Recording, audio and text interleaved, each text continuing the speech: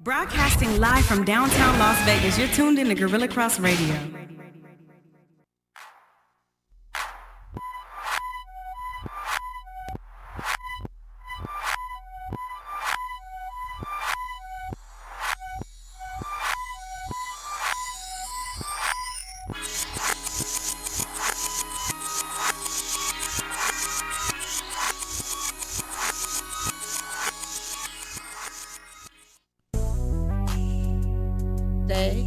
It's Wednesday. Hey. Happy Wednesday, everybody. You're listening to and you're watching Girl Chat Sports today with myself, Mo, and Mel. Mo and Mel Show, episode 134. 134. 34 episodes down. It's awesome. I know, I can't. Yeah. I'm very excited. So we're here. We've got a good show for you today. I'm excited. I've been waiting for this day for at least a couple months now. So, yeah. You've been pretty excited about this. And I'm excited about it, This too. topic really gets to me. So, I'm trying to stay calm and I'm trying to not use any cuss words today. Per usual. I mean, do your best on that. I know. I really am. Yeah. I'm trying my best. Well, you always do. You always do. I think I've done really well, actually. Thank you. And we're coming off the post-Memorial Day weekend, so shout out to everybody that had a wonderful and safe Memorial Day weekend. I sure did. Wonderful, yeah. Wonderful, yeah. And relaxing. Great. I got a little relaxation. Good. You got the some rest. weather was crazy, though. Yeah, the weather was a little bipolar. I think that was just a little ridiculous. We feel a little bit bad for those that were coming in town for the big Memorial Day weekend in Vegas. They were totally only cheated. to be given like 60-degree weather. And I literally saw people wearing snug Las Vegas hoodies that they probably had to buy on clearance somewhere. Oh, absolutely. Just to stay warm. Yeah, I think, if it wasn't enough for the EDC kids to buy up all the cold weather gear, we had Memorial Day weekend folks buying up all the cold weather gear. But hey, it is what it is. We're rolling into some 80s, possibly 90s later on into the week. So I think this will be our kickoff to the sun. It's going to be a pretty, I think anybody who didn't want the heat is going to be in for a rude awakening. Oh, yeah, absolutely. Shoot, man. Most definitely. So just to start off top a little bit. So we got a WNBA show today. I've talked about it a little bit before. We're going to have a couple guests on in just a few minutes. We're going to start with our first guest. But I wanted to kind of just explain what kind of brought that on. I think a lot of us that have been hearing, ever since the Breanna Stewart incident with her injury in the off season overseas, not being able to play this season. Last season with the discrepancies in pay between NBA and WNBA players. A lot more stuff going on, especially with the collective bargaining agreement. There's been a lot of things that are happening both in front of us and behind closed doors that we're not aware of. They also have a new president and the very first commissioner ever. For the WNBA. So we're going to be talking with our guest, Lorene, a.k.a. Lo, from Beyond the W. That's and we're exciting. also our girl, Christy Sanders, as well. And kind of chatting it up a little bit. But before we get into our guests and before we get into that, we'll talk a little bit about our Las Vegas sports. Yeah, let's do it. Why don't you give us you got your light shirt on. Yes. Break down to me this new news here that took place today. First of all, shout out to our Las Vegas Lights FC team because today is round 3 of the Open Cup tournament. So they do have a game tonight at 7:30 at Cashman Field. The tickets are only $10, you guys. 10 bones. Come down, support. Hello. Las Vegas. It's going to be nice out tonight, too. The weather's going to be really good. But anyway, I'm wearing this Lights tee to represent our Lights because we got to do that. But some breaking news occurred where they announced that the Lights in Cashman Field have acquired new ownership by the city of Las Vegas. Yeah, so with that being said... not the Lights team, but the field. No, the field itself. Okay. The venue itself is now acquired by the city of Las Vegas, thanks to, shout out, Mayor Carolyn Goodman. She put the wheels in motion. Now that they have acquired that property and that facility, there is a possibility that some renovations can be made. Some stadium talk is in the works, possibly, for a possible MLS look. And if that's the case, then that would be a new home place for an MLS team, possibly. So that's pretty big. I mean, I wouldn't mind seeing that. I mean, granted, they've done a lot since the Aviators or former F-51s have moved on out to Summerlin. So they've made some nice modifications. to make you feel welcome and make it look like it's Lights territory. But with this new acquisition and with the city of Las Vegas taking over, then it possibly could be more improvements, more enhancements, more stadium-like atmosphere that you would see in LA and other parts of the country that look like an MLS stadium. So what does that mean, though, for, let's say, our current team, if we do get an MLS If team? that's the case, then, the team, I believe, has an opportunity to try and play up to the level of becoming an MLS team. And then it's also looked at as some of the players could possibly play their game up to try out for an MLS team and possibly play for that team. But I don't know. It's all like something. We'll see what happens. We're going to go to the Lights game tonight, and maybe we can get some Q&A going on and see what the talk is and what the buzz is. And shout out to Harry Ruiz, because it's Harry Ruiz Day. And I noticed that they were, shouting him out. It is. It's Harry Ruiz Day. So not only is it a Winalda playing Wednesday day, so we'll give that prop Coaching to by Winalda. Coaching by Winalda, hashtag. It's also Harry Ruiz Day. And I saw that on social media today. So shout out to Harry. He's always looked out for us. He's a great guy. Yeah, shout out to you. We look forward to seeing you tonight. We look forward to the W tonight, too, with these Lights. They're playing, what is it, Orange County FC today. Orange County FC. Yeah. This is the third round of the U.S. Open Cup. Right. So we have some players. Not to be confused with the U.S. Open or the U.S. Cup. Absolutely. Absolutely. So we also have some players that won't be playing because they're cup tied. And if you guys don't know what that means they played for previous teams in the past, and they're still kind of in that roster. And they can't transfer. They can't play in an Open Cup tournament because they're kind of still affiliated with their former team. And when they transfer to the new team, they still looked at as being on that other team. But as the new season starts, they're no longer affiliated to that team, if that makes any sense. But that's what cup tied means. So we got quite a few players that are cup tied, but we do have 2 new players that are going to be playing in the cup today. That's pretty exciting. So look, listen, we're at home. A lot of energy there. Shout out to La Fuerza, the electric company, all the fams that know Llama Dude. What up, man, Llama Dude? I need you to come down to the studio one of these days and put the llama head on and let's talk llama. That'd be amazing. Yeah. Along with the llamas. I would love, I hope we get down there early enough where I can meet Dottie and Dolly and take pictures with them. I really want to talk like to them. 7:30. We'll see how our time looks. Yeah, right. We'll see how our time permits. But I really want to see those llamas. If you guys didn't know, I have a big fascination about the llamas. But anyway. Dolly and Dottie, honey. Yes. Mm-hmm. What was I going to say? Oh, and the 2 new players, and I'm still trying to get accustomed to the names. No, not Jose. Yeah, Jose. Is it Villarreal? Villarreal, yeah. Is that how you pronounce it? Yeah. And then Jesus Gonzalez. Yes. And they're experienced U.S. Open Cup players. Which is great. That's a good advantage for us. So that would be awesome. Come on, you guys. $10. Come on, man. I don't think there's an Aviators game tonight. I think everybody should just represent. Is there? I don't think so. No, remember they were on that. They're on their 9 game. That's right. Like away thing. Yeah. Stretch. So yeah, no excuses. Hump day. Come on down. Cashman Field. 7:30. Viva Lights. Let's do it. Yeah. So also, speaking of Vegas teams, what did we check out this past Sunday? This was the season home opener of our Las Vegas Aces. Listen, and when I tell you, Memorial Day weekend in Vegas, there was a ton of stuff to do. Oh, absolutely. But there was a lot of people there. A lot. Yeah. And then I went to the games last year. I don't think I ever saw people in that the second bowl. Oh, yeah. There was plenty of people there. There was plenty of people in the VIP boxes. Yeah. We had some celebrities. Yeah, we had some sightings. That was pretty cool. Who was there? Yeah. Your boy? Mamba in the building, his little Mambacita. Mambacita? Yeah, Mambacita. That's what they call her. That was Gianna. Cute. Gianna, the 13-year-old phenom. If you ever watched Gianna's videos, have you watched her game playing videos? Her moves are just like her dad's, if not. Like just Michael the little Jordan's things. too? Just the same. Yeah. I mean, we copy copy and paste. I think this whole world is about copy. I know. Yeah. That's good. Mambacita was in the building. Her dad was in the building. Yes, he was getting some attention. He was getting quite the attention. And was he there for Fish, or was he there separately? Because from what I understand, he was also there for his daughter's AAU tournament that happened in Las Vegas, a girls tournament. So not only did he bring Mambacita with him, but the players were there too. And they got to go in the locker room and meet the aces, take photos with them, talk to the women. That had to be a good opportunity and experience for those little ladies. I think that was pretty dope. I think that was one of the biggest things there was, I saw a selfie that Liz Cambage had done with the girls, and it was really sweet. Yeah.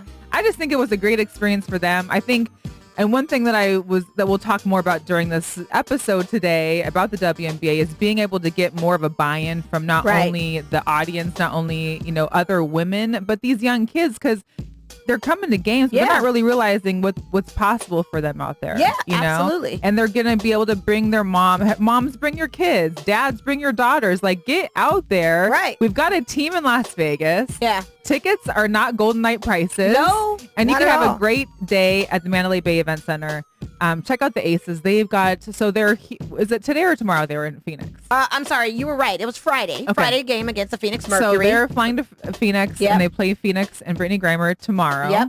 And then Friday. Friday. Yeah, because today's Wednesday. Hashtag coaching Ronaldo Wednesday. Yeah. And then they come back here Sunday. Right. And have Connecticut in the house. Yes. Hey, they won that game. They won. And I'm just going to segue from this. My biggest takeaway from that game was seeing the man, the myth, the legend. I don't even know if you want to call him legend, but the team that I represent for football is always a little legendary. You cannot speak football without talking about the Raiders. Yes. And seeing the man himself, Mr. Mark Davis. We got a nice picture with Mark, we too. Did and we had a nice little conversation with him. We did. He was very, very approachable. I mean, the guy was all time. Being a diehard Raider fan, it was like, I like you. Here's Even my though thing I wonder. You mess up at times. Like this recent acquisition, we're going to talk about it if we have time. But I'm still excited about these Raiders coming. And seeing him on the court and actually being able to talk to him just gave us more like, okay, the Raiders are officially going to be in Las Vegas. They're coming. There was a couple other notable players from like the NBA. I saw one from Phoenix was in the house, one from the Sixers. So they're out there. They're mingling around kind of. It was nice to see the support, especially on a big party weekend here in Vegas. It was nice to see that support. And we actually got some great footage. Some interviews. If you haven't already, go on Facebook, on Girl Chat Sports Facebook. Look at our interview with Liz Cambridge. We also have one coming up next with Kelsey Plum. As a fellow Husky, I really wanted to ask her about a few things, and she actually was really open with us. Yeah, and she was. Candid, just kind of about how it is to be like a number one player, a number one draft pick, coming out of college and having all these high expectations, and realizing that there are still struggles. You can't be expected to have phenomenal games like you were doing in college when you're now in a league with a bunch of grown women who are coming after you. Yeah, basically absolutely. What she said. But we have that queued up. We do. Here we go. With Kelsey Plum. Kelsey, one thing we noticed so far just in today's game, I know it's only been one game, but your performance so far this season to come off bat versus last season, what has changed for you in what you've been doing off season, what you were doing in Turkey? Do you think anything has I said before, I don't want to talk too much about how I've changed as a player. I want people to watch and just be like, wow, that's different. So I think for me, I will say though, my confidence and the way I see things out on the floor has changed a lot. It's just being comfortable, to be honest. Like when you're playing with all these players, it took a second for me coming back last year, coming in late to try to get a hang of things, try to learn the offense. I mean, I'm literally learning the offense in game. So it's been good to be able to get a year under my belt, playing for Bill, knowing what he wants. So I mean, it should be good. Hopefully, y'all just see it on your own. You don't gotta hear. Well, and I was telling her, Mo earlier, is because I remember watching you at UW, and I mean, the player you were there. I know it is harder to be a collegiate player going into the WNBA, and so I know there was a rocky season last year for you a little bit in the beginning, but this year so far, the first game, we're loving what we're seeing. We appreciate it. We're not sure if it just came like what you especially, like you said, like we're sure as to what it came from, but if there's anything in particular that maybe you were focusing on. So, yeah, I will speak to that. People have a misconception of like when you play college basketball and you come into the WNBA, especially if you're a highly publicized player like I was, this is a grown women's league. People are coming to kill you. Like, there's blood in the water. So I stepped out in San Antonio my rookie year, and it was like, oh, I heard way too much about this girl. I'm about to, you know what I'm saying? Right. And so I wasn't ready for that mentally. I had people come at me, but these are grown women with their livelihood on the line coming at me. way different. You know, the speed, the physicality, how big everyone is. You know, for me, I play on rhythm, so I'm trying to get my shot off. I'm trying to figure out how. And then also, too, in UW, it was like, here, go score. Now it's like, here, give the ball to Asia. I had to change my game. It's also, too, it's frustrating. You know, people don't have patience. They expect the 30 points I average as a senior to come in and just happen in the league. No, especially at a point guard. Like, I try to tell people, and this is not an excuse. I'm going on a rant right now. Yeah, that's okay. Go with it. Name a point guard that came into the league, a point guard, that was able to produce like they produced in their college. It doesn't happen. Why? Because there's so many different, I mean, you have to think on a different level. So I think for me, it was just being able to, like, go through those experiences, and that's what's helped me transition to where I am now. But it's been tough because, you know, people have a lot to say. Why don't we see that Kelsey? Well, that's not my role here. You know, so you're going to see a little bit of a different Kelsey. So that's why. Well, you beat it out today, and I think you're doing a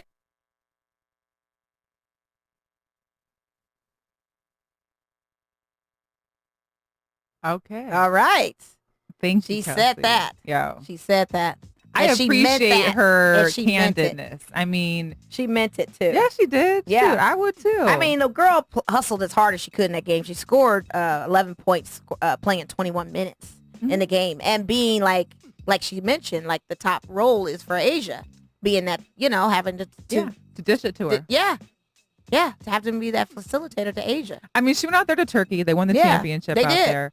And she was able to get back in time, unlike last season. First of all, all the aces came to Las Vegas last year, barely having a new city, a new coach, a new team. Well, not really a new team, but basically. And then some of them, most of them, like we'll talk about this in a second, coming off from out, overseas.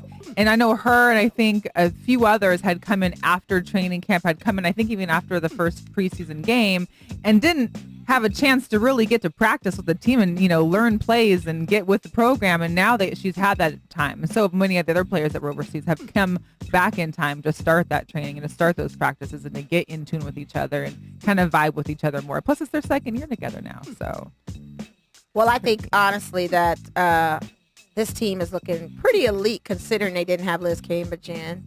And a lot of people say, well, they played the Sparks. There was no Candace Parker. That kind of may have had something to do with their win.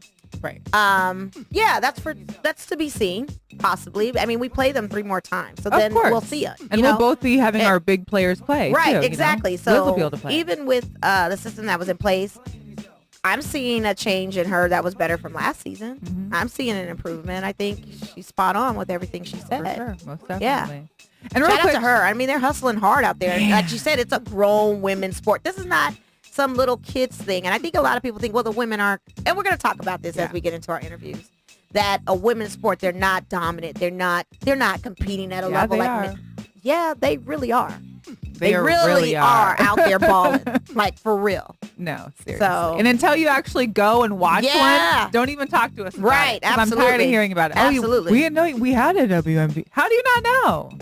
I can't. It's not a and priority. this is part of the reason why we are here. Yeah, It's not to we're hopefully trying to help you realize that there is a team out here. Absolutely. There is something to do in the off season of football, which is what I wasn't aware of before some days. But we've got a team here in Las Vegas. We can support them. We can support our team, just like you support the hockey team, just like you support Absolutely. anybody else. Absolutely. The Aviators are selling out like 20 some games already this season. So let's start selling out these WNBA games. yeah, absolutely. They're And- on Sundays. They're family friendly. I mean, come on, really? So, if for all those that are tuning in, thank you so much for checking on us. I appreciate everybody that's in the group chat. Yeah, me too. Shout out to Chuck Lewis, Cheyenne alum as well. Thanks for watching. I think my cousin Linda Coleman was out there. Thanks so much for watching. We got watch parties all over. You guys can even share and share Please, and share. share. Keep it going because we're Share going to it have a good everywhere. show tonight. I mean, it's going to be really enlightening when we get into the subject of WNBA and we start talking about their salary and we start talking about their collective bargaining agreements and we start talking about the physicality, which we mentioned and how Kelsey just mentioned in her interview. It's going to be a really good show. It's just something that we need to address that I don't think a lot of media outlets do. We're so focused on NBA and what's going on with these men, but we need to really pay a close attention to the women out there that are really trying to make their dreams happen, do something that they're very passionate about. Let's be real. This is something for the love of the game.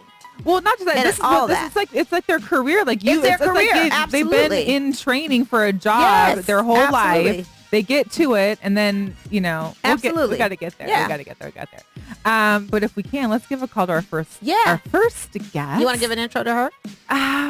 Well, I met her actually last year during an Aces game. Okay. She was here in town for one, but I knew of her social media is amazing. Yeah. Okay. When I first started with Girl Chat, I found all these great connections of women in sports. Okay. And so I had found the Beyond the W at the Beyond the W. And it basically is telling all these stories of not only what's happening in the WNBA, as well as outside of the WNBA. So on the court, off the court, the politics, the here's and there's, some great interviews. So I'm talking about Lorene. Yeah.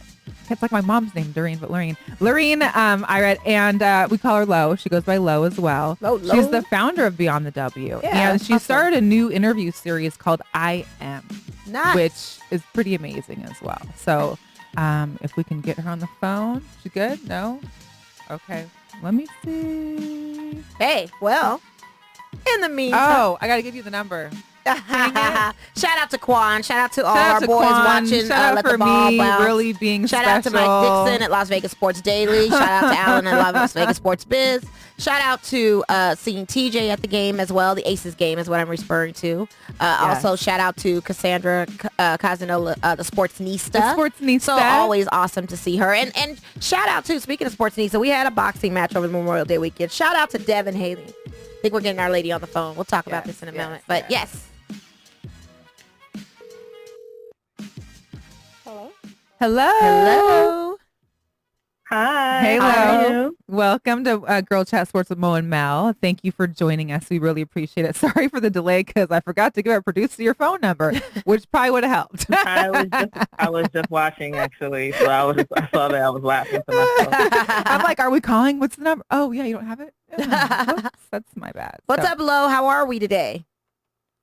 Good. How you guys Or doing? tonight, I guess, because you're Tonight. over. Oh, yeah, You're East over in New Coast. York, or Yes, I am in New York, and I'm not sleeping, but I'm definitely on my bed right now. So yeah, Okay. it's Okay. 9:30 over here. I hear you. Thank you so much for staying up and being with us. If you can briefly, No. maybe just give an idea to our listeners, kind of about you, about where Beyond the W came from, and kind of your take on. Well, let's just start with that. All right, sure. So, my name is Lorene, but everyone calls me Lo. I just decided to use Lo because that's what my family calls me, and I just got tired of my first name being butchered. So, everyone calls me that. I have Beyond the W that I started in 2014, and I basically started it because I felt like there was just not just only a lack of coverage of the WNBA, but there's a lack of diversity within the coverage, right? So, Yes. I didn't grow up watching basketball. I never played. I'm tall, but I never played. I got into it later in life. And when I got out, there were just so much things about the players that I kind of was finding out like bits and pieces here and there. But when I would try to find information about them, stuff that you don't have to necessarily search for when it comes to not just NBA or men's sports, but other like major American sports like a Serena Williams or a Danica Patrick, or things about these like women that you would know for some reason when it came to WNBA players, you didn't really know anything. So I wanted to create a platform where fans that are like myself, who like off the court stuff, who like to see what the players are wearing or what they're doing or where they came from and upbringing and get more about their personality, can come to and find that kind of information in one place. So that's where it came from. No, I love it. I mean, I know when I first came across it, I was like, well, I know for me, growing up in Seattle, I was always a Sonics fan. And well, of course, you guys know my Bulls team. But when the Storm came, which was, back in, 20 some years, 22 years ago, I think they started. I was on my way out of Seattle. So I really didn't get a chance to really to get immersed in the Seattle Storm world. I know a lot of friends that have been, taking part in those games. Of course, we've got championships, championships plural from Seattle. I guess I just didn't really realize like how big the WNBA had gotten. Plus, living in Vegas, we didn't really have anything until, of course, last year. So I didn't have a chance to really be out and to be experiencing the games. Of course, watching them was great, but so far this year, we've gotten expanded coverage, which seems to be a step in the right direction for the WNBA. There seems to be more coverage, not only with just their usual Twitter live feeds, but also ESPN has come about and is going to be broadcasting a lot more individual games. I think the All-Star is going to be broadcast by ABC, the All-Star Weekend, which is amazing, which will be here in Las Vegas. Yep. So we're excited for that. But I know for me, the one issue I have is the rate of pay for these players. I think that's a general consensus that we all have. Exactly. Is the rate of pay. So just for our listeners, I mean, I think as of right now, or at least from 2018 to now, the average pay is like 40 to 50,000. 40 to 50,000. Right. I think the highest cap is like 121,000 for your highest paid, for your star, for your elite WNBA player. And that is an eighth of what the minimum is for the male's minimum amount. Yeah. Right. Which is great. What do you think? I mean, obviously we know that their pay comes from the amount of money that the WNBA makes. Right, because originally when we started this WNBA, it was owned by NBA, and then it got sold off, and now it's like individual type ownership. So money's a little different. I don't know if you've been keeping up with the collective bargaining agreement, but what exactly is happening out there that, or can be, or I guess what is happening out there as to getting these women some more money? Because I think the issue that we've seen previously in many years, but especially it caught my attention just because of the Seattle Storm's issues, were the injuries that take part overseas, because most of these women are having to play all year round predominantly and play in the leagues overseas to compensate the money. They get paid more overseas. There's more time they have to spend overseas. What are some things that you found just in your interactions with the players that you've dealt with or talked to in regards to like the need that they have to go overseas to play and the consequences or the issues that may happen while out there, like we saw from Brianna Stewart? Yeah, sorry. That was a lot. That's a lot. I'm just Just break that down as best as you can. Okay, so I'm going to try to, I think I caught everything, so I'm going to try to answer each part. Yeah. Okay, so let's start with, okay, so the players going overseas. Obviously, they go overseas to make more money because the players are not making enough here. And I think what gets lost oftentimes, I don't know if it's because people don't understand or people are choosing to hear what they want to hear, but the players are not asking for what the men make. These women are highly educated women, college graduates, masters holding. A lot of them are business owners themselves, so they know how it works. And they know that obviously in order to be able to get higher compensation, they need more revenue, right? So that's something, though, that I feel like shouldn't be the responsibility of the players at all. The players show up to work every day. They put their bodies on the line. They give us everything that they're supposed to give us, right? So what can help? One of the things that I think can immediately help, right? And the CBA, as far as the CBA goes, I don't know where the talks are right now, per se. From what I hear, it was like going good, but I don't know if that stuff I heard just to kind of just like sugarcoat it or that's like legit what's going on. So I know part of what the girls are asking for obviously is more money, but also the intangible things that come with it, right? So like when all of us, you have a job, right?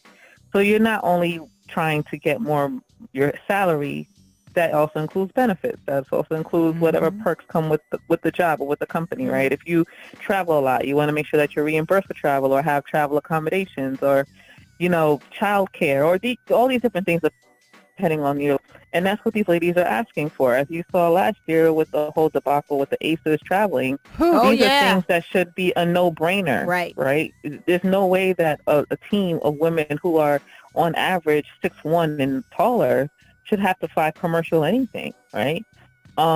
These are things that are just investments that where that money can come from, obviously right now, I think they're stepping in the right direction because with more coverage comes more people coming to the games or watching the games, and that's going to just turn into dollar signs. So hopefully with these new with these new TV deals and different things like that, we're going to start to see it translate into dollars, right? I personally think, Lorraine's opinion, not attached to Beyond the W. I think the NBA should put more money into the league, and that's because, and the reason I feel that is because the NBA makes so much money, ridiculous right? amounts of money. They make like, I think probably billions or close to billions. Absolutely. I think it's like $7 billion it's an investment, right? Right. I don't think that the WNBA is necessarily asking for them to support them throughout the duration of their existence. You know what I mean? But it's like if you pour into something, especially if, I think Jay Williams did a brief Twitter or Instagram video, and he broke it down perfectly. It's like investing into a company, right? So you're looking at a company and you see the potential, right? It may be lacking in certain areas, but it's promising in other areas, right? And the promising area here with the WNBA is not just the product on the floor and the players and what they bring to the table, but it's also that people are actually interested and engaged and want to be a part of it. So that's like the two biggest pieces of collateral you have here. It'll make sense to invest in them, and you're going to see the return on your investment. Absolutely. So I understand not wanting to maybe hold the WNBA's hand, but if you pour more money into it, they'll be able to have even better coverage and even better marketing, and possibly maybe even expand, right? Right now, there's so many amazing players that got cut because there's just not enough it's roster spots and teams for these girls to go to after they get cut, right? So I don't think there's one solution. I think the most immediate thing is just getting butts in the seats and people to tune in, and that's going to turn into dollar signs eventually for the girls. I don't know how much the salaries will increase this time. I don't see it increasing like astronomically, but it should hopefully make a significant jump to the point where the players will be satisfied for this particular agreement. And then next time the CBA comes up again, they can fight for more and fight for more. It's progress. It's like you got to take steps to get to it. But to say that the WNBA is not profitable, I think it's just not true. Like, it's a gold mine. I always refer to the WNBA as a gold mine of talent, a gold mine of media-wise stories and angles and so like it. There's so much potential. People don't see it. So much potential that these girls are just like, it's just sometimes when I see like media cover the same old sports, the same old athletes, or companies, endorse or pour money into the same old campaigns. And I'm just looking at these women that these girls are geniuses. Like they're amazing at what they do as a profession. Their personalities are amazing. Like, there's so much that you can do, but But even media outlets, like, we're watching our favorite sports shows, and not one time is there a mention of WNBA. No. If it is, it's a blurb. It's too much on, or it's one individual on that team. It's not in regards to like multiple people. They don't show multiple interviews. It's not. Yeah. What about what's your feelings on our new president, the new commissioner? There being a very first commissioner here for the WNBA. How do you think not only Kathy Engelbert can help change things, or do you feel like what's your feelings on her? So, well, first of all, shout out to having a commissioner. First of all, hello. And I hope with that commissioner title comes a lot more autonomy, like as far as like being able to really make decisions for the league per se, without an overarching other figure or body like kind of dictating, right? That's kind of like the feeling I felt with the previous presidents. It's like they had power, but it appeared, I don't know anything, I'm just saying it appeared that they were like a little bit more limited. So I'm hoping that with a commissioner role, there is a lot more freedom for her to do what she needs to do. How do I feel about her? Her background is really impressive. I mean, really she kind of seems like, when you look on paper, it's kind of like a unicorn, right? So you have this woman who was a CEO of Fortune 500 company, a Fortune 500, like one of the most, like, right up there with the Goldman Sachs and the Ernst and Youngs that you hear about. So you have her doing that, and obviously when she was there, she did a great job. Increased their revenue and all the other stuff that go into that company. Supported these different programs with women's empowerment and women's rights and things like that. And she played for Memphis McGraw. Like, Yeah, it was right. just like, Muffin, who has been very like, outspoken Yes. about women coaching and just the diversity as a whole for women's sports. Yes. exactly. So she comes from basketball. I think her dad played pro back when the Pistons, before the Pistons. And then were she the played Pistons. lacrosse too, so she's got that. She played lacrosse. She's coached or still coaches her daughter's basketball team. She played for a Hall of Fame coach during the beginning stages of her career. So on paper, she's exactly what the league needs, but we'll see what happens. You know what I mean? I don't have any doubt in her capability, and I think that her having a background in basketball is different than some of the other women that have led the WNBA in the past. Not saying that they didn't do a good job or the best that they could with what they had, but I think being a player, I think she brings something to the table. I know they had like a media call with her after the announcement, so like a bunch of media were on this like conference call with her.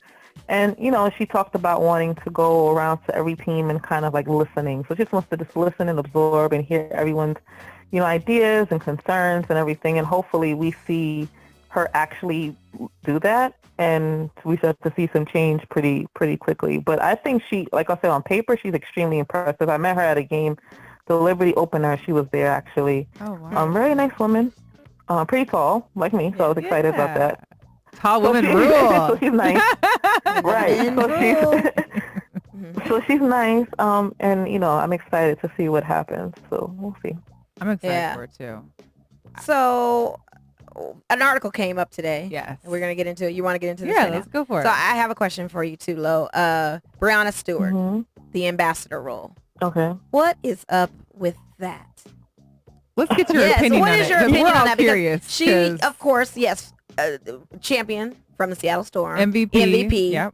Got hurt overseas playing. Was supposed to play, this upcoming season that we're in now. But instead, she's not. She's injured. She's hurt. But they've deemed her ambassador for the WNBA with a pay stipend. Which her pay stipend is more than what she'd be making in her rookie being a player. contract. What is it, like $65,000, right? Well, I think she was supposed to be. Yeah, I think that. Yeah, I think it was like that, yeah. 65,000. So it's even above the What she would have range of the been pay given. grades. What are your thoughts on that?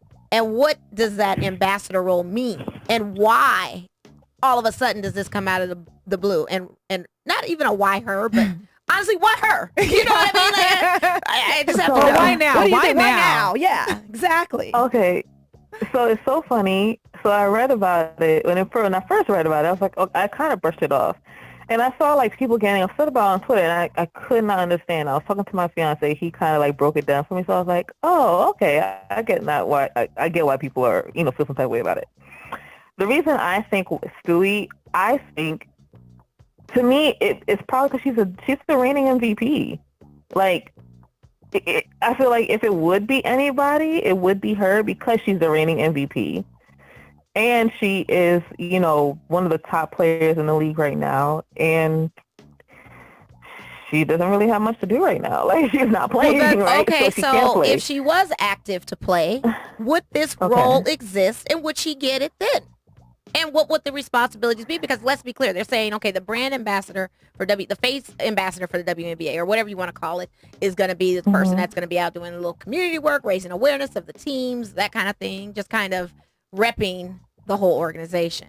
But they never really broke down what those job entails. Yeah, what it entails. Yes, exactly. It does seem like a lot of gray area. It is very gray. And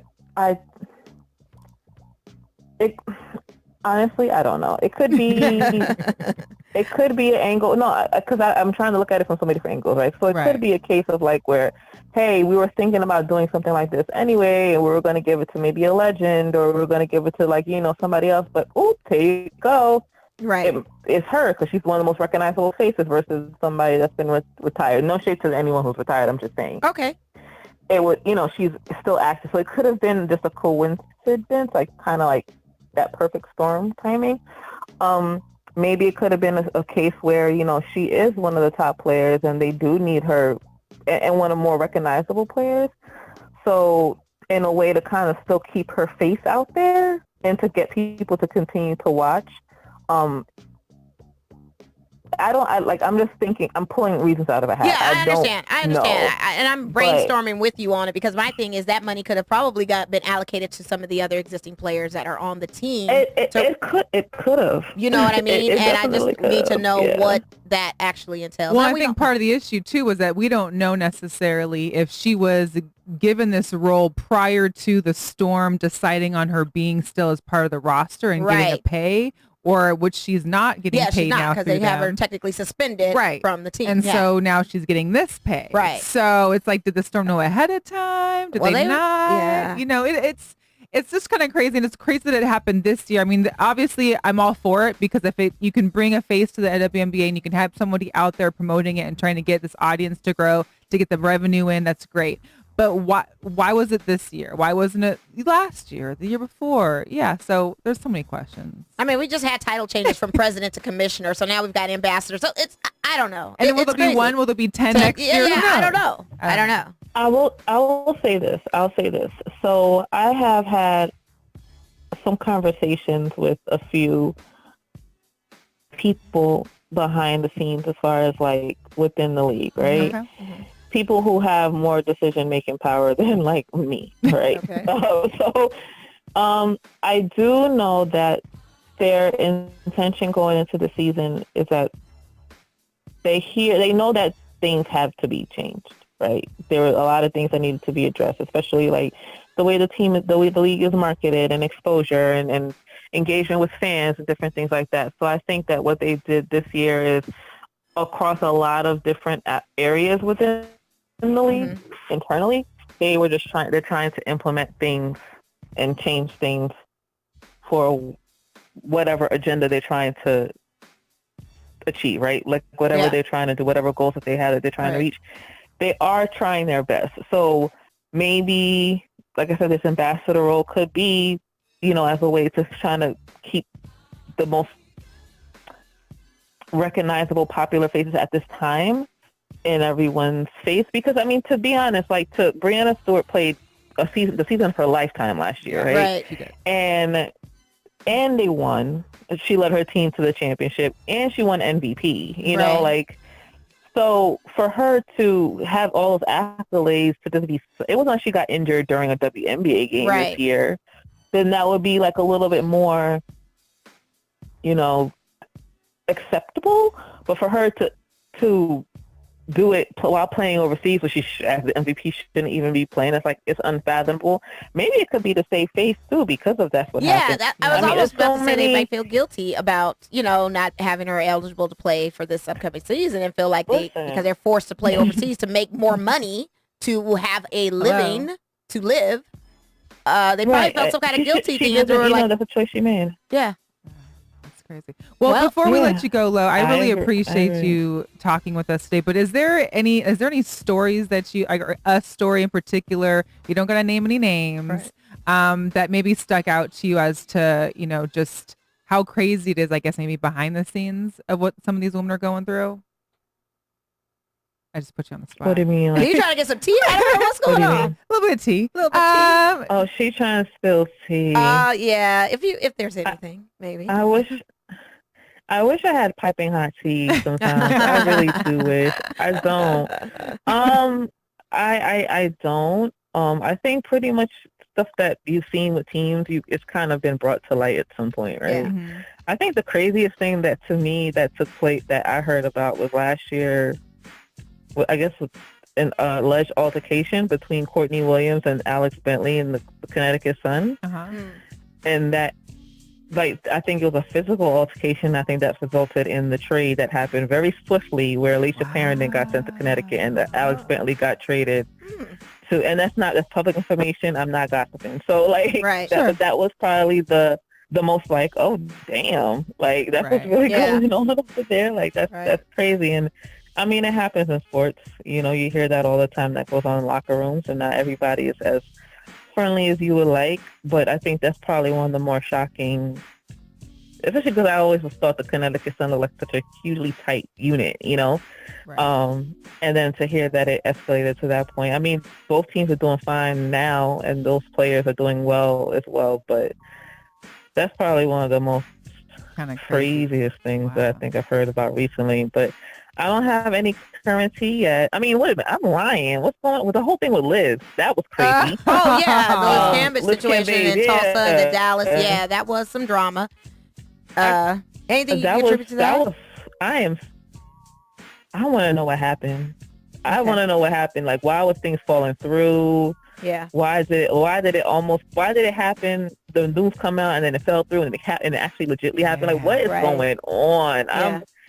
It just seemed so up and down. Yeah. up and down. And I think, I just really hope to this day that Liz is good, because for anybody emotionally, that must be like a lot. Yeah. So I'm just glad that she, is done. She's where she wants to be. Vegas is a great spot for her. Just as well, not only basketball-wise, I think it's a great team fit for her, but, with her DJing and just kind of being her own personality and like an influence in her own right. I think Vegas or LA would have been made perfect sense, but I think Vegas is probably a little better because LA has everybody. Yeah. Not the team. I'm just talking about Right. in general, Yeah. like Right. lifestyle. Yeah. A lot LA going just on. got everyone literally came from New York and went to LA. So That's how it Vegas goes. is like a good place for her. Yeah. Very good. I mean, it's nice the weather. What can you say, right? So. Well, Lo, we really appreciate you taking the time. I know it's late out there. No, thank you. The weather's definitely warmer in New York, I noticed. But I appreciate you coming on and enlightening us and enlightening our audience. Are you coming out for All-Star? Yeah, that's a good question. I am working my hardest to get to All-Star. If anyone wants to sponsor me to get to All-Star, please let me know. Yeah, right? Well, if you do make it out this way, let us know. We would love to have you in studio if it happens to drop on a Wednesday. If not, we definitely want to catch up with you there at the games and the events. So yes, I can't wait. At any time, I'm free to talk anytime. Awesome. You guys want to talk WNBA or anything? yes. Let me know. I don't talk NFL. I give up the NFL, but I can talk That's all good. NBA. That's all and good. We'll definitely talk to you. We can We talk love this it. all day for sure. Well, where can everybody find you on social Yeah. media? So at Beyond the W on everything, Twitter, Facebook, Instagram. Primarily, we're more active on Twitter, though. And for me personally, I'm on Twitter. It's spelled LOIRA_BTW.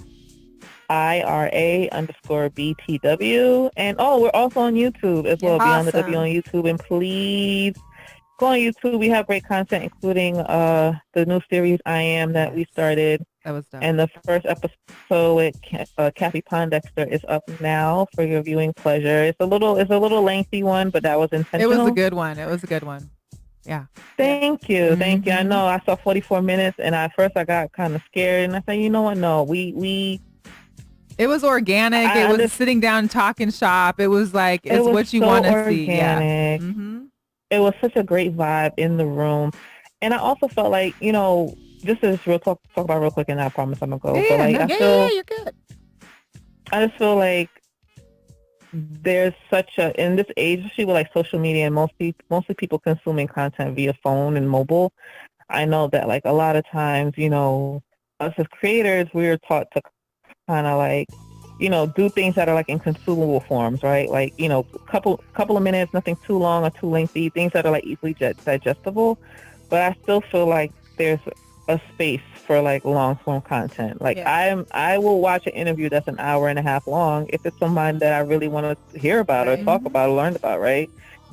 So I just felt like that's what to get back to that diversity with coverage that I said I created Beyond the W4. Like, so in addition, like doing quick interviews that can be put on IGTV or on Twitter for like 3, 4, 5 minutes or whatever like that. But like I think there's a place for like that good old sit down interview that I grew up watching. Like I grew up watching 60 Minutes with my dad, like 2020 and stuff like, and I remember like when like a certain celebrity was coming to talk to Barbara Walters, like it was a special at 9 p.m. on Friday, and you had to clear your schedule and sit down, and I wanted to bring that feeling back, but for the ladies of the WNBA. I love it. I think that's awesome. I love it.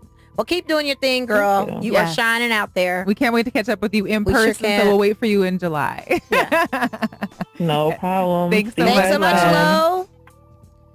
All right. Man, shout out to Lo. Man. So check it out awesome. at Beyond the W with just the W. Yes. Okay? And check out our website too. She posts a lot of informative Lot of great articles content. and a lot of great content just to keep up abreast to all the ever-changing things that do happen in the WNBA that we don't know about. So, And while you're on YouTube, subscribe to Girl Chat Sports Yeah, as well as as well. Beyond Yes, the W too. yes, We as want well. everybody to stay involved Yeah. and abreast of the ever-changing women in sports right. world. Right. Exactly. So for all these that have been to maybe caught half the interview or just tuning in, we're having like a special sit down. It's me and Mo talking about the WNBA, talking about kind of some of the issues that lie beyond with the WNBA, the differences that the women are facing versus the men. Being not forced, but having to have to play overseas for most of your season to get, to just make some money to maintain your lifestyle. Yeah. What happens if you're injured? I will never forget the tweet that Asia Wilson did when she got drafted. Hello. That was the same tweet the same day LeBron got offered his, 154 yes. million. And so it must be nice to get that M. I'm waiting to get the M one day. Y'all, Hopefully they'll their come. the highest paid player I think this year is where did I put it? I noted it because I was like, that's crazy. It was back in 2018, 113,000. Is that the one you're looking at? Yeah. No, No? I don't know. Oh, okay. The highest paid player, it's like $118,000. The highest paid player. Oh, okay. That is crazy. I mean, granted, yes, their season is shorter than the Especially NBA, when the but minimum it's salary not, for a professional basketball, 800? $838,000. I'm just saying. that's an eighth. You have 1/8 Right. of a salary for the minimum Absolutely. to a maximum. Yeah. Wait, that's got to Woo! change. My blood That is just has to boiling. change. And That you just where it has to starts, change. you That's guys, for ridiculous. those that are watching this now or watching this Yeah. or listening to us on Saturday when we're on Annoyed Radio, Mhm. make sure you get out there and go to your local. There's teams all over the country. Go find your local team. Mhm. Go watch them. Support them. Buy merchandise. They're on Fanatics. They're on NWNBA.com shop. They're on all those places too. Go buy stuff and support these women because they have careers that. So the tickets for the Aces and the Sparks game was a range of $30 to $58. There's a lot Games of did open so, seats. and there were still open seats, even though we were told it was sold out. And the resale value on some of those tickets were like $600. But I feel like that was like suite level. Well, my Or- thing too is that this is what the issue was last year. Mhm. That apparently that lower bowl was all season tickets and that they had been bought. They'd been sold out. Okay, But guess who doesn't come? they don't Like come. all those missing seats in Yeah, there the and season season ticket ticket holders. holders aren't showing Right. up. So what are y'all doing out there? Well, they probably went out of town for Memorial Day weekend, but they could have at least put their tickets up for sale for somebody. Well, I'm hoping to it cop. changes because last Yeah. year it didn't change. Yeah. It was when you could buy a ticket in the second bowl and just Right. walk your way down and sit down in front. Hey, So, do yeah. a T&M style. Huh? Anyways, we're gonna moving right along. Let's keep it I know. going. So we're gonna And continue you the guys, content. thank you so much for the watch party. Shout out to Jordan. I've got Nick out there, Paul, Everybody. Loopy, L-Dub. What's up? What's good? Congratulations, your son graduated over the weekend. Congratulations, my nephew graduated over the weekend. A lot of high school graduations. Shout out to them going on to their next journey. We've got Jorge, my boy Jorge. Thank you for watching on my watch party. Yes. Big ups to Rob P. He's watching too. I appreciate you, Rob, always. A lot of our Las Vegas locals. So you guys are tuning in. Watch these Aces games. Watch these Lights games. Well, and there's a lot of people Just in my go to watch games. party from Okay. Seattle that are watching. So watch Go to your the Storm Storm games. Come on, Go man. support the champs. That's an existing I mean, it's championship going to team be out tough right this year because obviously they're down Brianna. They're down Sue there. But Bird. that's okay. But still support. Support. You still got players on the team. It's not Hello. just about one. It's a I'm just- team. hello. So you still Hello. got other players. So Get out there and support. So Check it let's out. give a call to our girl, Christy Sanders. oh yeah. So we got Chrissy Sanders. Please. Man, this is Any just a intro to topic. Chrissy? Yeah, so Chrissy, I met Chrissy through Mike. Shout out to Mike over at Vegas Sports Daily. She is the CEO, and she started an entrepreneur. Hello? Oh, Chrissy, are you there? Hello? oh, Oh, okay. Yes, I'm here. We were I doing your intro. We were doing an introduction to you because we wanted the audience to know. But you're on. You're Welcome. on, so you can give us an intro. What's Yeah, up, Chrissy? what's How going are on? you? Hello. Yeah, I'm good. How are you? Good. Yeah. You got your Hello. caffeine handy? I know it's late out there, and I know my girl Chrissy, she likes her caffeine. So we're going to make sure I that always have my caffeine, and you already know. this girl she is 24/7 wheeling and dealing, making deals. But Christy, give us a little background on you and Team Next Play, as well as your upcoming podcast that you're starting. I'm Melissa's driver. That's basically all you guys need to know. No, I'm just joking. So Next Play, we're a sports agency. We basically specialize in helping athletes, brands, leagues, kind of leverage their platforms to create additional revenue streams. So we do a lot of endorsement deals, large-scale sponsorship deals, media rights, that type of stuff. So that's basically the nuts and bolts on what we do. And then, so we'll start with that then. Mm-hmm. What have you found, just since we're on the topic of the WNBA and the topic of pay and the topic of being someone that brands and helps individuals, companies, athletes being brands and branding themselves, what are some things out there that you think could be done to help some of these women get more income? Do you know is there anything that's keeping them from maintaining other sources of income while they're playing? Are they able to, start branding themselves in a way that helps them have some kind of extra income other than having to play overseas? Yeah, absolutely. I think that one of the biggest things that people don't realize about just kind of like how to brand yourself is that you have to kind of look at yourself like totally as a business, right? And so when you're looking at yourself as a business, you're looking at all types of different revenue streams that you can kind of create for yourself, and so like by you being a female athlete, like you already are in shape, like you already, have a lot of like the different kind of characteristics that people are looking for as brand ambassadors. And then with social media and a lot of digital marketing, you're able to basically collect a niche market, a very targeted niche market, improve metrics on it. And I think that's where the key piece that a lot of not only female athletes, but a lot of influencers and people miss the mark when they're trying to create additional revenue for themselves already. They don't know how to make a quantitative case for their own kind of well-being in order to kind of start gaining their revenue. And I think even with the coverage of the WNBA right now, like you look at all the different media outlets covering the WNBA, this is the perfect time to pull together metrics. Like back in the day, people can easily say people don't watch the WNBA, but if you know how to pull together a digital quantitative case by leveraging the analytics from Google Analytics, all that stuff, I'm not going to get too nerdy, but I'm just saying. But I've been doing that. I've been doing that like since even when I was at BMW as a marketing director. So I mean that's really it. Like it's really learning how to make a data case. And if you truly look outside at just how many followers that you have, if you look at what type of people you're reaching, who you're reaching, like all that kind of stuff, what brands fit that, then it's easy for you to go to a brand. It behooves them to work with you. It's a no-brainer. But a lot of times I think, a lot of people don't necessarily know how to put their whole case together. So that's what we kind of help people do. So, not to give a commercial, but just Right. saying that's really, kind of that's it. Like seriously, like you're in a collective bargaining agreement here. So like that's it. That's what I would be using. Like that's how you pull together that case. All right. What do you think as far as speaking on the collective bargaining agreement? Yeah, I was about to say, what were your thoughts on what that? What are your thoughts right now on that? The collective bargaining agreement back in the fall, they basically voted to end it, which would have continued through 2021. So now they're at the end of this season. They basically have to redevelop that. Can you speak about it at all and kind of like what your thoughts are on what's happening? Right, because we're kind of like at this middle ground right now with the WNBA. Like they have this opportunity to either Or what your suggestions would be as far as that too. What'd you say? I'm sorry, as far as in your suggestion as far as how you would approach that as well.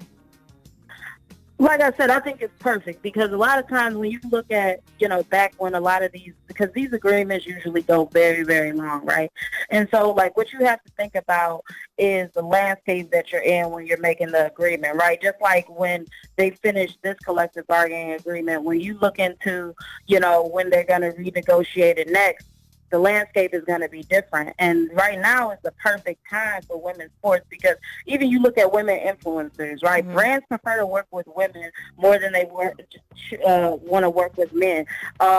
People respond more positively to seeing women in ads than they do to men, and that's not even a knock men or anything like that.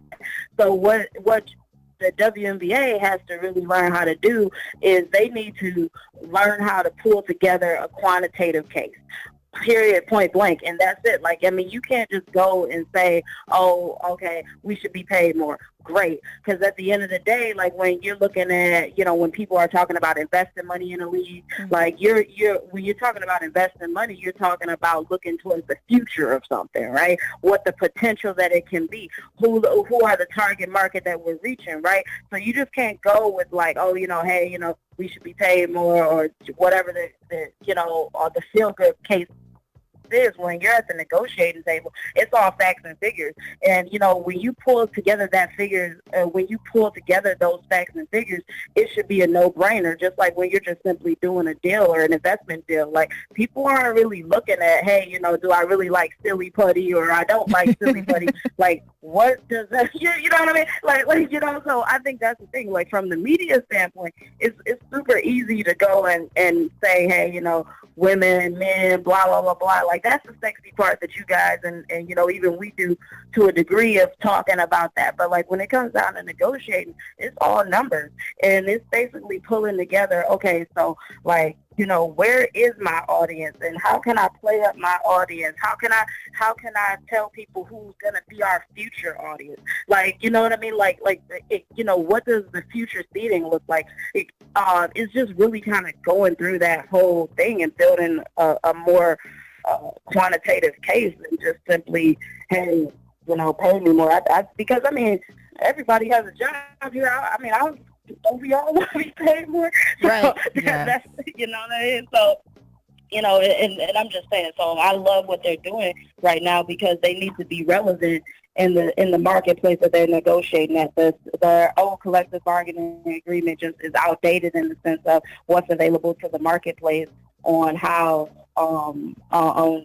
basically, what's influential, what's relevant, what brands are responding to, how people are spending money and making investments now is just outdated. So at that point, they need to come to 2020 and beyond and think about that. And that's, I think, is where they have the real key in order to kind of make a move and get that investment. Because I think that's the thing. I believe that if they start, they need to think about some level of outside investment, even, of some sort, because that's what it's going to be. It's not going to be simply like, hey, we need to have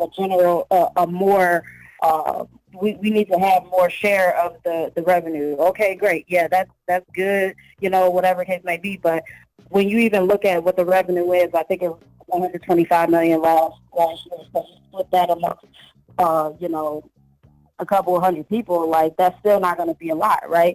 So like where you're really going to get it is by proving some type of case and get people excited about the future and get that investment into it of maybe double what double what the revenue is before it is. So you people see it all the time, like, from the tech perspective and all that, but that's basically it. Like you got to run it like a business and have people betting on the future. You can't talk about the standpoint of where you're at and this, that, and the other, and that, like, yeah, you need to increase the revenue sharing, but you also need to get a bigger number to share. And I think this new, I think this commissioner is actually going to be right. Business side of it, yeah. I think that's why she was chosen. I think it's about a forward-thinking type of thing and more future instead of the now. Mm-hmm. So you really touched on that, Chrissy, really eloquently and spoke facts because. Basically, that in a nutshell, that's what it needs to happen. So, WNBA, if you're listening, you can contact Chrissy Sanders. Yeah, that's what I'm saying. Maybe right now, put her on payroll for seriously. Real. Like, yeah. Because you hit the nail on the head with that. Man. Yeah. Appreciate that. One last thing that I just wanted to ask about, only because you're, similar to some of these women that are in the league, you are in kind of a field that is predominantly dominated by a male species. Yeah. And, not so much in the, they're not very ethnically diverse, I would say also in this background.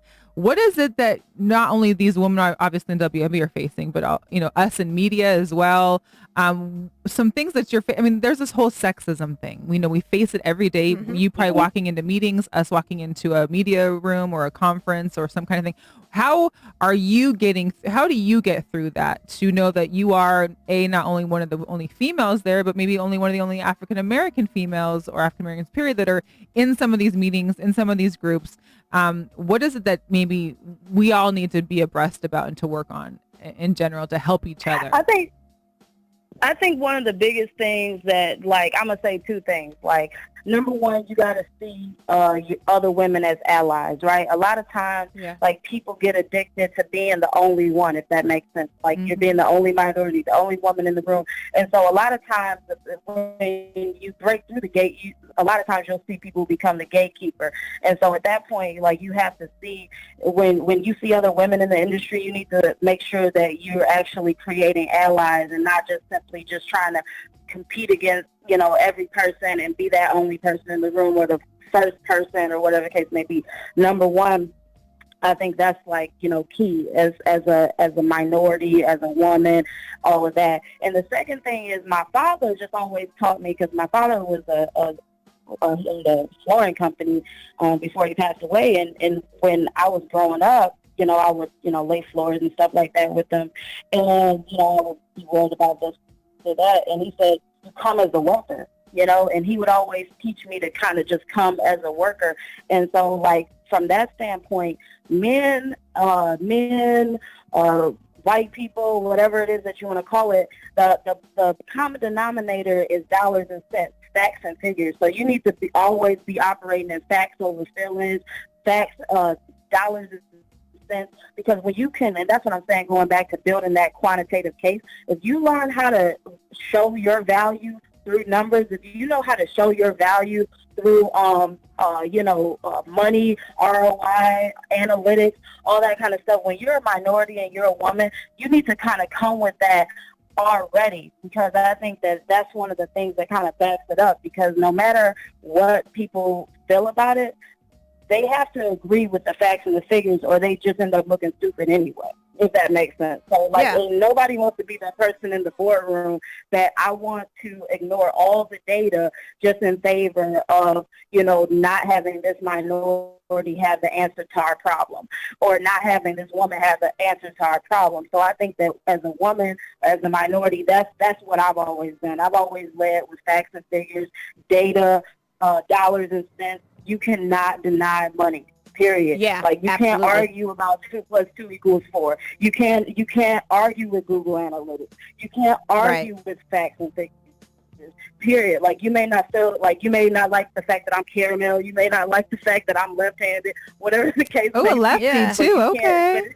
Right, but you can't deny the fact that I'm bringing in money, and you can't deny the fact that I'm set in the direction of the organization that's returning a good investment, and that's how you have to play it. You don't have to totally change yourself, but you do have to be emotionally intelligent enough to use what people value to your advantage to get yourself in the door and get that respect.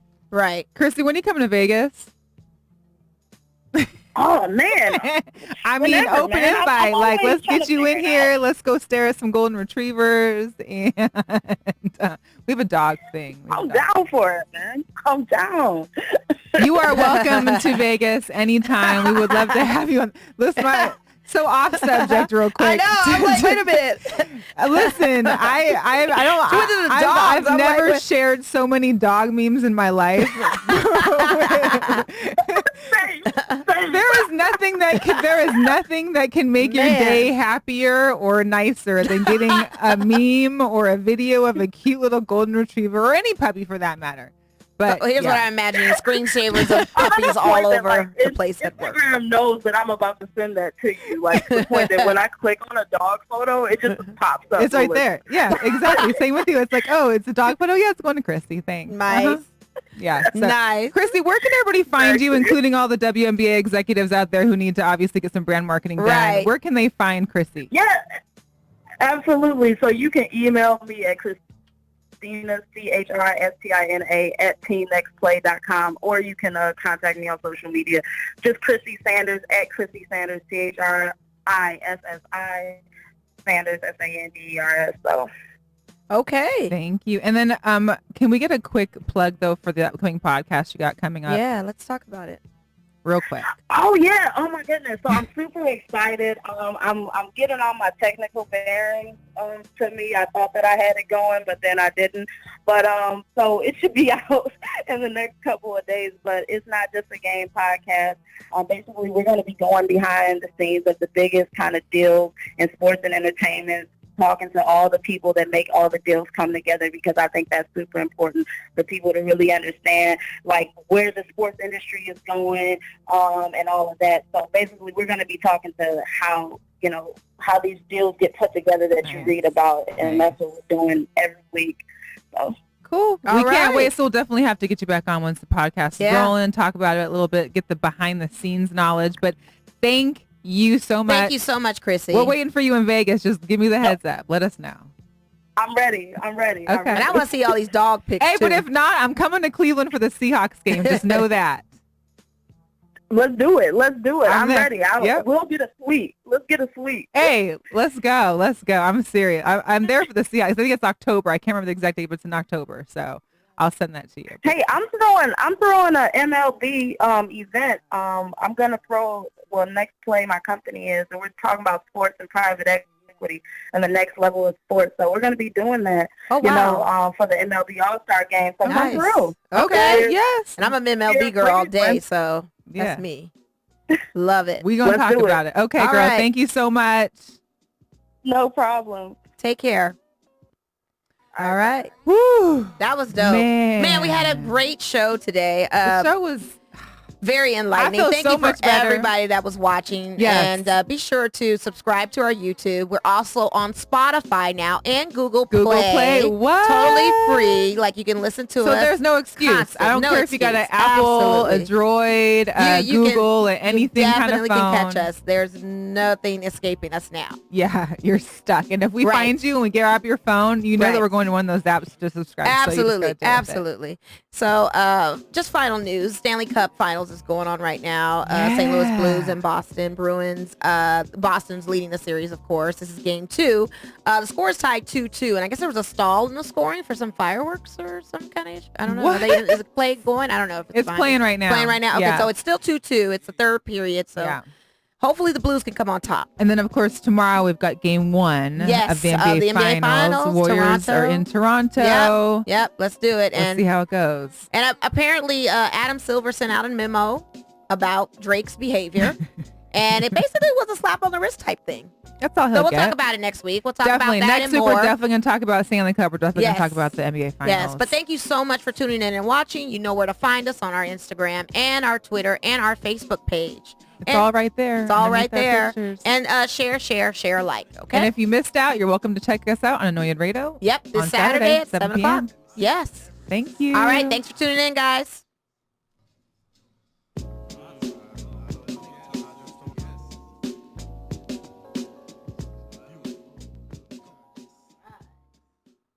I want some mango.